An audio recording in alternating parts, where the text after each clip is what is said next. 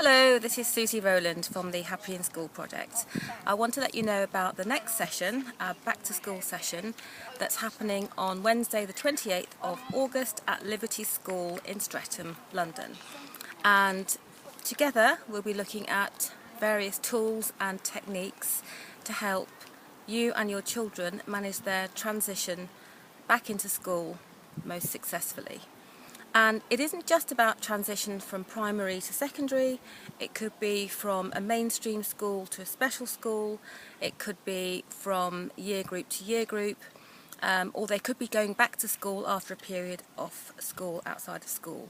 So there are many things to talk about and things we can do to help our children manage that process better and most successfully.